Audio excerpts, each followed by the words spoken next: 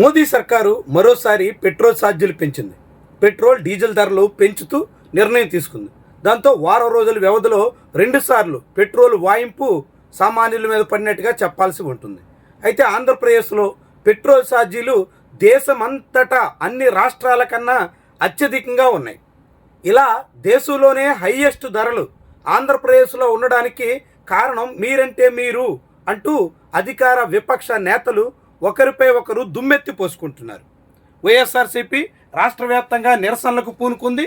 Telugu Desam party కారణంగా కూటమి ప్రభుత్వంలో ప్రజల మీద పెనుభారం పడుతుంది అంటూ విమర్శిస్తుంది. అయితే కూటమి నేతలు మాత్రం దీనంతటికీ కారణం జగన్మోహన్ రెడ్డే. 5 ఏళ్ల జగన్మోహన్ రెడ్డి హయాంలోనే భారీగా ధరలు, దాని మీద అదనంగా సెస్ విధించి జనం నడ్డి విరిచేశారు అని చెప్తున్నారు. నిజమేనా? తెలుగుదేశం పార్టీ చెప్తున్నట్టుగా జగన్మోహన్ రెడ్డి హయాంలోనే ధరలు పెరిగాయా, లేకుంటే వైఎస్ఆర్సీపీ చెప్తున్నట్టుగా తెలుగుదేశం పార్టీ మాత్రమే అదనపు సెస్సులతో వాయించేస్తుందా? ఏం జరుగుతోంది మనం ఒక్కసారి పరిశీలిస్తే, ఇది GO number 27 Andhra Pradesh revenue department సంబంధించినటువంటి జీవో. ఈ జీవో ఫిబ్రవరి 5వ తారీఖున 2015లో వచ్చింది. ఎప్పుడు అంటే అమరావతిని ఆంధ్రప్రదేశ్ రాజధానిగా నిర్ణయించిన తర్వాత అమరావతి అభివృద్ధి కోసమంటూ చంద్రబాబు సర్కారు పెట్రోల్ ఉత్పత్తుల మీద అదనంగా ₹4 సెస్ విధించింది. ప్రతి లీటర్కి ₹4 చొప్పున రాష్ట్ర ప్రజల నుంచి వసూలు చేసి ఆ వచ్చిన సొమ్ముతో అమరావతి అభివృద్ధి చేస్తాం అంటూ అమరావతి సెస్ని 2015 ఫిబ్రవరి 5వ తారీఖున చంద్రబాబు సర్కారు విధించింది. దానికి సంబంధించిన జీవో ఇది. ఈ జీవోలో చాలా క్లియర్గా చెప్పారు. అందులో పెట్రోల్ మీద అప్పటికే ఉన్నటువంటి ట్యాక్స్ అంటే వ్యాట్ 31% ప్లస్ ₹4 పర్ లీటర్, అంటే ప్రతి లీటర్కి ₹4 చొప్పున అదనంగా సెస్ వసూలు చేయాల్సి ఉంటుంది అంటూ ప్రకటించారు. అంతేకాదు డీజిల్ మీద 22.25% వ్యాట్ ఉంది. దానికి తోడుగా మరొక ₹4 సెస్ విధిస్తున్నాం అంటూ ప్రకటించింది. అంటే లీటర్ పెట్రోల్ మీద, లీటర్ డీజిల్ మీద మనం వినియోగిస్తున్నటువంటి ప్రతి లీటర్ మీద ₹4 చొప్పున అదనంగా మనం 2015 నుంచి చెల్లిస్తున్నాం. ఎందుకు ఆ రోజు చెప్పింది? అమరావతి అభివృద్ధి కోసం అంటూ. అమరావతి అభివృద్ధి ఎంత అయిందో తెలియదు, కానీ ఈ పేరుతో రోజుకి ఆంధ్రప్రదేశ్లో 63 లక్షల లీటర్ల పెట్రోల్ ఆడుతుంటే 63 లక్షల ₹4 చొప్పున అదనంగా ఈ ప్రభుత్వాలు వసూలు చేస్తూ వస్తున్నాయి. 12 ఏళ్లగా చంద్రబాబు సర్కారు, ఆ తర్వాత జగన్మోహన్ రెడ్డి ప్రభుత్వం, ఇప్పుడు మళ్ళీ కూటమి ప్రభుత్వం వరుసగా ఆ ₹4 చొప్పున అదనంగా వసూలు చేస్తూనే వస్తున్నాయి.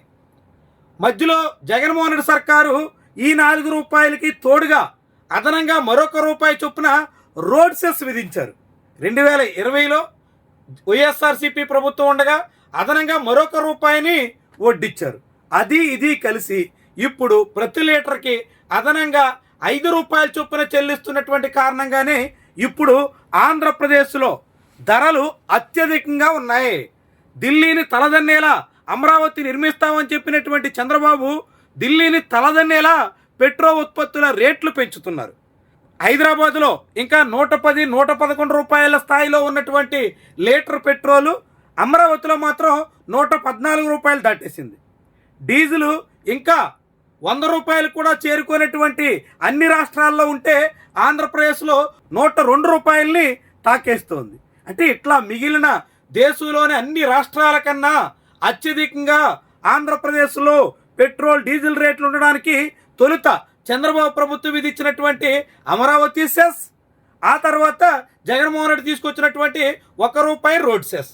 అంటే 4 వంతులు చంద్రబాబుది నేరం అయితే 1 వంతు జగన్మోహన్ రెడ్డి వాయింపు ఇందుకు కారణంగా కనిపిస్తుంది. 2019లో అధికారంలోకి వచ్చినటువంటి జగన్మోహన్ రెడ్డి చంద్రబాబు విధించిన అమరావతి సెస్ రద్దు చేస్తాం అని ప్రకటించారు, ఆ పని చేయలేదు. 2024లో మళ్ళీ కూటమి సర్కారు వచ్చేదానికి ముందే నారా లోకేష్, చంద్రబాబు అందరూ తాము వస్తే పెట్రోల్ మీద అదనపు సెస్సులు తొలగిస్తామని చెప్పారు. 2 ఏళ్లు నిండినా వాయింపు తప్ప, వడ్డన తప్ప ఉపశమనం ఎక్కడా దక్కట్లేదు. దాంతో ఆంధ్రప్రదేశ్ ఇప్పుడు దేశంలో అగ్రపీఠాన నిలబెట్టాను అని చంద్రబాబు చెప్పుకునేటువంటి స్థాయికి చేరిపోయింది. ఎందులోనంటే పెట్రోల్ ధరల్లో ప్రజల్ని వాయించి పీడించి పీల్చి పిప్పి చేయడంలో ఇలా అన్ని ధరలు పెంచేసి రోజుకి అటు హైదరాబాద్ కన్నా ఆంధ్రప్రదేశ్లో సగటున 3 కోట్ల రూపాయలు పైబడినటువంటి మొత్తాన్ని జనాన్ని వసూలు చేసేస్తున్నారు. 3 కోట్లు సుమారుగా నెలకి ఎంత అవుతుందో, ఏడాదికి ఎంత అవుతుందో లెక్కేయండి.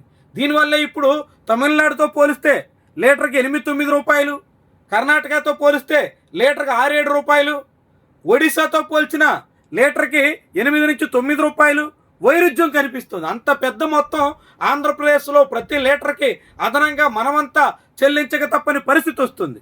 ఇంత పెను భారంగా రాష్ట్ర ప్రజల మీద ఇలాంటి అమరావతి సెస్, రోడ్ సెస్ పేరుతో విధించినటువంటి చంద్రబాబు ప్రధానమైనటువంటి కారకుడైతే ఆ తర్వాత జగన్మోహన్ రెడ్డి కూడా అదనపు వడ్డింపుల మూలంగా మనందరికీ ఇంత భారం ఉందన్నది మనం గ్రహించాల్సినటువంటి వాస్తవం. దీన్ని కప్పిపుచ్చి తెలుగుదేశం ప్రభుత్వం మొత్తం జగన్మోహన్ రెడ్డి పెంచేశారు అని జనాల్ని నమ్మించే ప్రయత్నం చేస్తుంది.